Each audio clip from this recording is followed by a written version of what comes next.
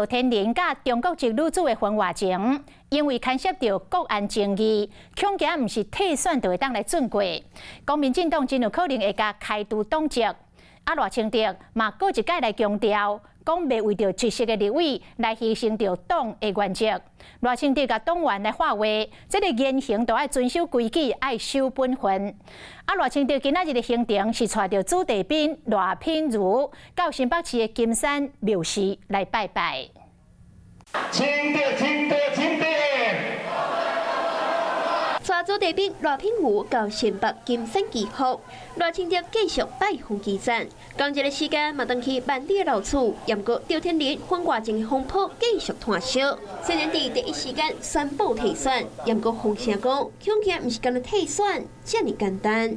地方的实力再强，我们都不会为了一席立委，或者是为了立委过半，牺牲民进党的原则。强调讲，袂为着一个立委的位来牺牲原则，看出来赖清德的高标准。即摆听讲，赖清德认为牵涉到国安问题，退选恐惊无够，可能会面对着党中央处罚的危机。我们一定要恪遵法律的制度，同时呢，我们的言行也不可逾矩失序。如果公职人员言行上面有不符合社会的期待或逾矩的话，那我们一定严明党纪了。即便是立委候选人，现任的立委，黄捷是适合接棒的人选吗？党内民调他是不是最高？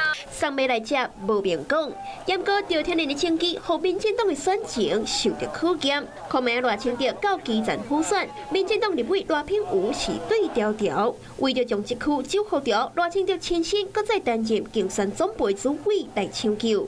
赖清德无成功的本钱，每行一步拢袂当轻举妄动。Hello， 我是庄慧琪。想要抢先掌握最及时的新闻资讯吗？赶快订阅、按赞、开启小铃铛，锁定华视新闻 YouTube 频道。